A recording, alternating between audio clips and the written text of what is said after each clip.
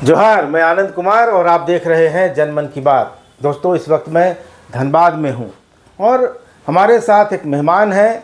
इनका नाम है राजीव ओझा। भारतीय जनता पार्टी के युवा नेता हैं, पत्रकार रहे हैं और इनसे जानना चाहेंगे, एक नेता के तौर पर नहीं बल्कि एक पत्रकार के तौर पर, एक सामाजिक कार्यकर्ता के तौर पर, कि इस चुनाव में उत्तरी छोटा नागपुर के जिन 18 सीटों पर दूसरे चरण में यानी 20 नवंबर को मतदान होना है, वहाँ स्थिति क्या है। भारतीय जनता पार्टी पिछली बार यहाँ की 25 सीटों में से 13 सीटें जीतने में सफल रही थी। इस बार क्या हालात हैं, हवा का रुख किस तरफ है, कहाँ पर क्या मुद्दे हैं, इन पर जानना चाहेंगे। राजीव जी, आपका बहुत बहुत स्वागत है जनमन की बात में। नमस्कार भैया। क्या आप इस चुनाव में आपको क्या माहौल देखने को मिल पा रहा है? ये जो उत्तरी छोटा नागपुर की 18 सीटों पर चुनाव होना है, क्या भारतीय जनता पार्टी के नेता के तौर पर आप क्या देख रहे हैं और क्या मुद्दे हैं जो आपकी पार्टी की तरफ है, और कहाँ आप लग रहा है कि आप इस बार मजबूत हैं और कहाँ कमज़ोर हैं? देखिए भैया, हम 18 सीट में 12 से 13 सीट के आसपास में हम जीत रहे हैं जी। और मजबूती के स्तर पे हम धनबाद पे हैं, झरिया में हैं। झरिया धनबाद हमारी श्योर सीट है। बोकारो, बागमारा जी, निरसा और सिंदरी इधर श्योर सीट है। आप कुछ सीट हमारे जो आते हैं आपके कोयलांचल, उत्तरी छोटा नागपुर जो आजसू का है, मांडू सीट आजसू हम जीत रहे हैं, रामगढ़ जीत रहे हैं, डुमरी भी हम जीत रहे हैं। लगभग हम 11 से 12 सीट के आसपास में उत्तरी छोटा नागपुर में हम जीत रहे हैं। उत्तरी छोटा नागपुर में 18 में 12 सीटें आ जाएंगी, क्या आपको इसका पूरा विश्वास है? क्या जयराम महतो का, हम जहाँ जहाँ गए वहाँ जयराम महतो की बड़ी चर्चा थी कि बहुत बड़ी संख्या में उसके तरफ लोगों का रुझान है और हो सकता है कि इस बार इस इलाके में वो सीटें भी जीत कर लाए। क्या आप लोगों को लगता है कि जयराम महतो कोई चुनौती बन सकते हैं? देखिए भैया, राजनीति में विश्वास ही राजनीति है। सबसे बड़ी बात है, विश्वास नहीं तो राजनीति नहीं। जब अपने आप में कॉन्फिडेंट नहीं है तो फिर राजनीति किस चीज़ की? तो हमारे अंदर में हम आपको बता दें, हमारी जो आकलन है उसके अनुसार से हम 12 से 13 सीट आ रहे हैं। जयराम यथासंभव रहा, जयराम महतो कोई फैक्टर नहीं है। जयराम गया राम है। अच्छा, जयराम महतो किसी तरह से फैक्टर नहीं है। जयराम सिर्फ कुर्मी की जो है, जो कि विशेष करके कुर्मी और वो जेएमएम की गढ़ पे ही है। जयराम कोई फैक्टर हमारे लिए नहीं है। तो जयराम महतो जेएमएम को नुकसान पहुंचा रहे हैं, ऐसा आपका कहना है? हाँ, जेएमएम को नुकसान पहुंचा रही है।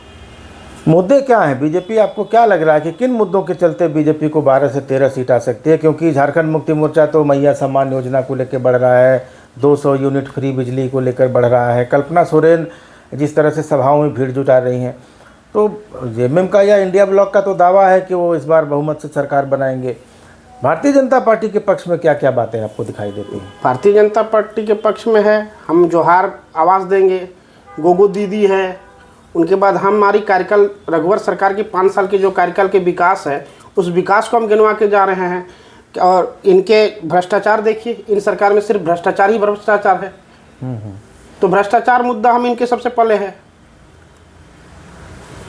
लेकिन रघुवर सरकार की योजना की बात तो न हिमंता बिस्वा शर्मा कर रहे हैं, न शिवराज सिंह चौहान कर रहे हैं, न बीजेपी का कोई सेंटर। जनता कर रही है।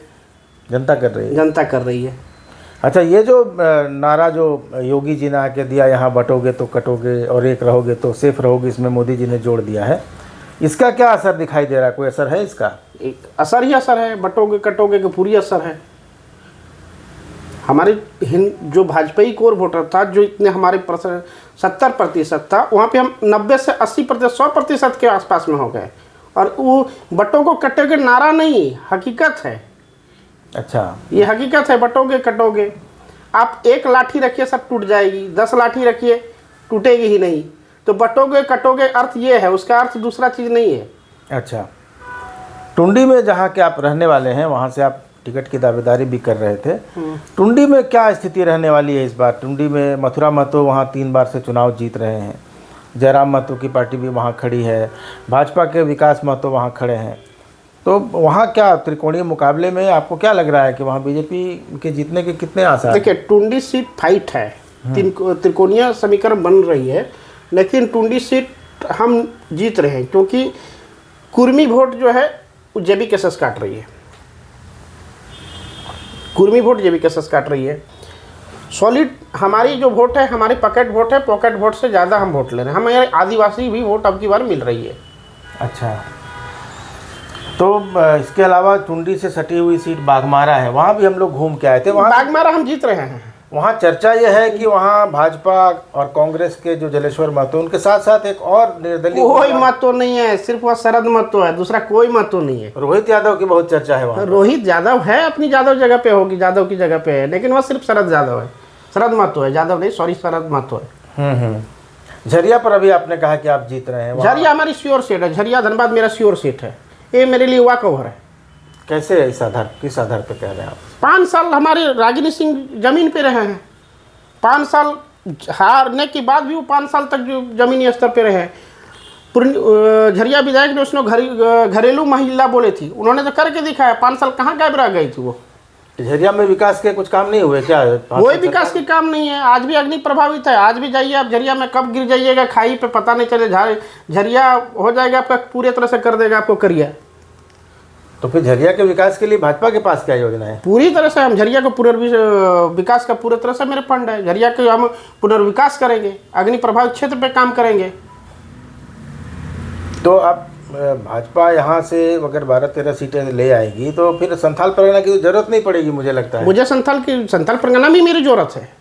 मुझे पूर्ण बहुमत की सरकार चाहिए। मैं 60 से ऊपर सीट मेरी आ रही है। अच्छा, ये बड़ा दावा कर रहे हैं। इतना दावा तो भाजपा के बड़े नेता भी नहीं कर रहे हैं। अब वो भाजपा के नेता कर रहे हैं या नहीं, मैं पत्रकार हूँ, पत्रकार के ग्राउंड रिपोर्ट के अनुसार मैं बता रहा हूँ कि 60 से ऊपर मेरी आ रही सीट। संथाल में कितनी सीटें आपको लगता है कि आ जाएंगी आप? संथाल में हम 8 से 9 सीट आएगी, क्योंकि वहाँ घुसपैठ का, डेमोग्राफी का वो मुद्दा है। घुसपैठ का मुद्दा ही तो मेरा मेन मुद्दा है। संथाल के लिए मेरा मेन मुद्दा घुसपैठ का है।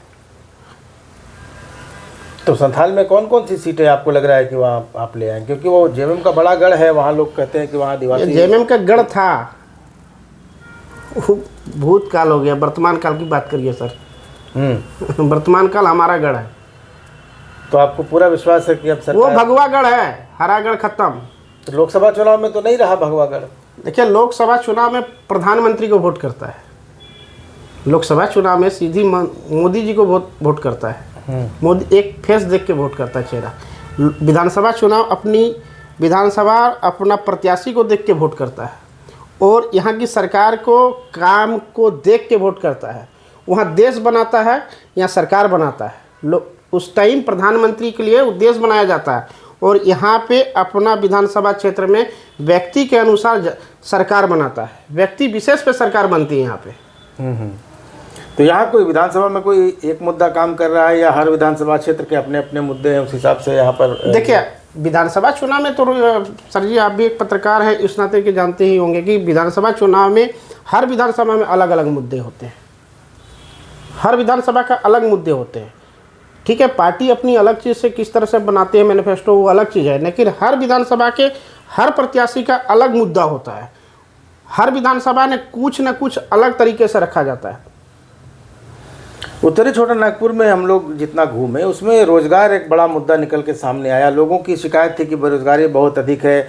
जहाँ तक कोयला आधारित जो जगह है, और वहाँ जब काम होता है, कोयले का लिफ्टिंग का काम होता है या ओपन सेल होता है, तो लोगों को रोज़गार मिलता है। बाकी समय रोज़गार नहीं मिलता है, क्योंकि कोई इंडस्ट्री यहाँ नहीं है। इस इलाके में ही युवा काफ़ी उद्वेलित हैं, जिनको रोज़गार सरकार ने वादा करने के बाद नहीं दिया। जेसीसी सीजीएल में धांधली का मामला आया, परीक्षा लीक में आया। क्या इसका कुछ असर आपको इस क्षेत्र में दिखाई दे रहा है? इसका पूरा असर दिख रहा है सर जी। युवा आपके साथ हैं? युवा मेरे साथ है, लेकिन महिलाएं तो युवा मेरे साथ है। युवा है तब न हम हैं, हम तो खुद एक युवा हैं। आपके सामने देखिए, हम युवा हैं। लेकिन कहा जा रहा है कि महिलाओं का वोट परसेंटेज बढ़ा है, और वो कल्पना सोरेन की वजह से और मैया योजना की वजह से बढ़ा है। मेरे यहाँ गोगो दीदी योजना की वजह से बढ़ रही है। तो लाएंगे तब तो, वो तो ले आए, पैसा दे रहे हैं। चुनाव के उन्होंने धोती साड़ी योजना भी लाया था। कहाँ गया धोती साड़ी योजना? पेट्रोल का भी सब्सिडी था। एक दिन भी आपने भरवाया क्या पेट्रोल? लेकिन जनता में तो इसका कोई असर नहीं है। जनता में असर नहीं तो मैं कैसे बोल रहा हूँ? आप तो भाजपा के आदमी, आप तो मैं भाजपा के आदमी से मैं पहले जनता हूँ, और मैं पहले पत्रकार हूँ, उसके बाद मैं भाजपा ही हूँ। तो चलिए, ये राजीव ओझा जी थे हमारे साथ, और इनका दावा है कि 60 सीटें आएंगी। अब इनका देखना होगा 23 तारीख को जब मतगणना होगी, लेकिन इनको पूरा यकीन है कि उत्तरी छोटानागपुर में भारतीय जनता पार्टी को 12 सीटें कम से कम आएंगी और भाजपा पूर्ण बहुमत के साथ सरकार बनाएगी। दोस्तों, इस वीडियो पर अपनी प्रतिक्रिया ज़रूर दीजिएगा। चैनल को अब तक सब्सक्राइब नहीं किया है तो सब्सक्राइब ज़रूर कर लीजिएगा। अगली बार कल हम लोग हो सकता है कि संथाल के दौरे पर निकले, वहाँ से आपको ग्राउंड रिपोर्ट्स और अगर कोई इंटरव्यूज़ मिल जाते हैं तो आपको ज़रूर दिखाएंगे। धन्यवाद, नमस्कार।